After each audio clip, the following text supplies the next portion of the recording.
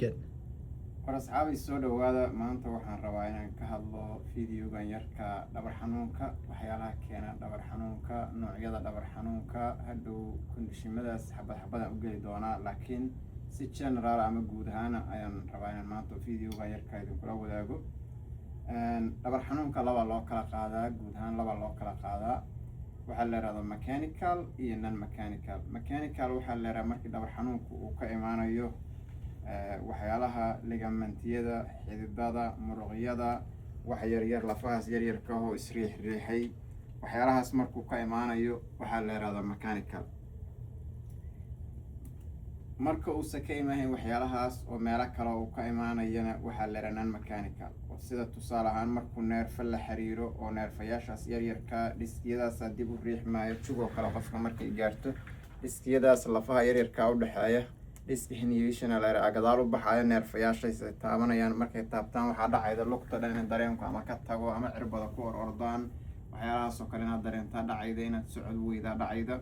markaas waa more serious. waxaa kaloo non mechanicalka ka mida fractureka oo kale, in lafaha yaryarka qofku jug inta gaarto mid ka mid u jabto lafaha yaryarka.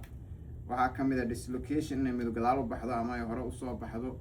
waxaasoo dhan big traumada oo ay keento waxaa la yidhahdaa non mechanical. waxaa ka mid a tusaale ahaan tumarkii oo kale ka mid a iyo imbrooyin iyo meelahan soo galaan.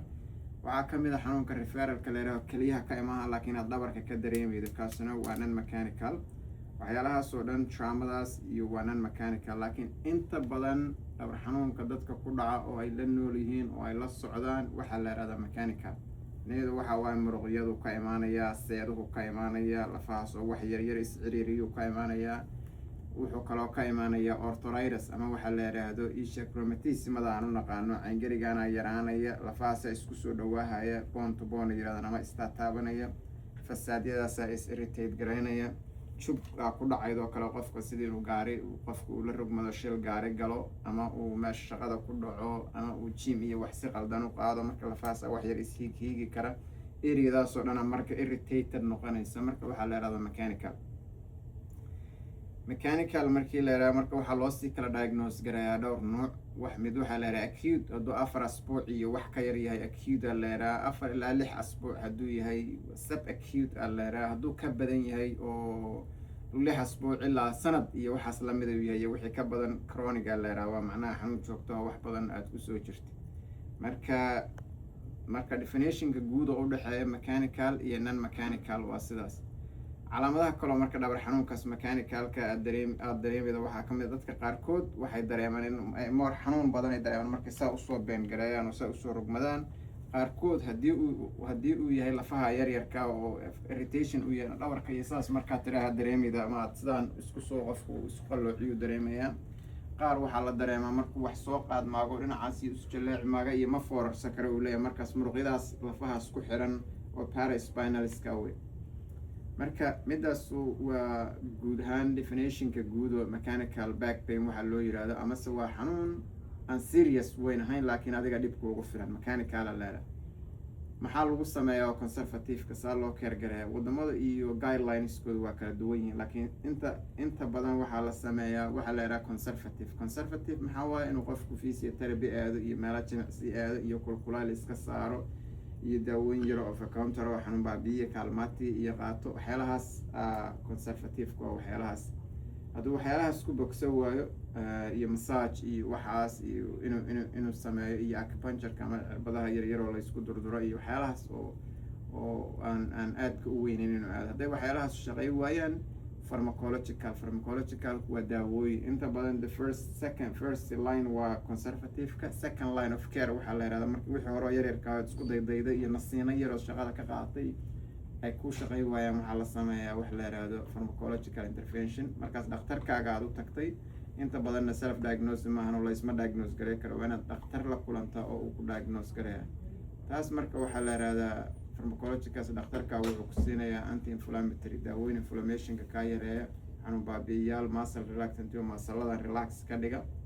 hadday markaa shaqay weydo oo kuwaasuna ku shaqay waayaan markaa kadib pain clinic oo specialista loo diraa oo markaa MRI la saaraa. waxaa la fiiriyaa dhiskiyada iyo meelaha waxayna wax kale ka jiraan. hadduu mechanical ahaa mar horuba uu xalismi lahaa. marka sidaasaa loo sameeyaa keerkiisuna waa sidaasoo wadooyin kala duwan maraa inuu conservative iyo wax yar marka hore oo jimicsiye iyo rehab iyo waxaasa loo diraa. marka labaad waa pharmacological intervention, marka saddexaadna waa specialist in loo diro. marka waa sidaas.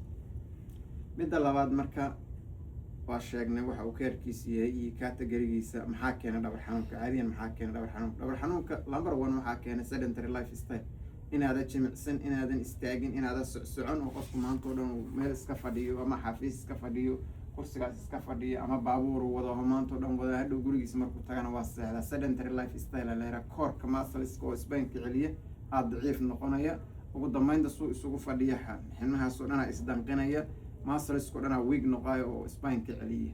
sedentary lifestyle la yiraahdo. sidoo kale static posture-na waa la yiraahdaa inuu qofku tusaale uusan fadhin laakiin uu warshado kale ka shaqeeyo, hal meel taagan yahay maanta oo dhan oo saas wax meel ama ugu gurayo kale, waa iyadana waa static posture way keentaa. maxaa kaloo keenta jug gaarta trauma sida motor vehicle accidentigii iyo haddii ay ku work related accident, sports inaad ku dhacdo, inaad meel orada ku kufto, waxaasoo dhan waa keena. wax inaad qaado hal mar inaad qaado ma, laakiin maalin walba waxaad qaadaydo haddii ay kugu bataan waa dhowr bilood wado reparative trauma la yiraahdo. marka jirkaagu suu isaga celinayo maanta dambe give up uu sameynaya, taasuna way keentaa. waxaa kaloo keena culayska badan, qofku inuu culays badan yahay, aada miisaankiisu u badan yahay, lafahaas yaryarka oo dhan maaragtay pressure buu saara oo culayska badanuna waa keenaa. marka waxyaalaha keenay kamid yihiin oo keena. referral pain waa kasoo hadalna, xanuun meelo kale ka yimid oo referral oo dhinac kale ka yimidna dhabar xanuunkaas uu keeno oo waa laga dareemaa.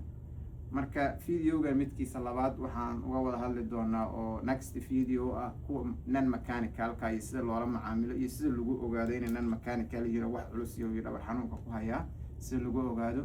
videoga dambe aan ku kulmi doonaa. see you soon. la socosho wanaagsan, channelkana like-ta iyo share-ta iyo like-ta iyo commentiga iyo waxa dhan ugu dadaala. videogaad rabtiin inaan kasoo hadlo comment igu soo qora, insha Allah waa soo tuuriyay doonaa.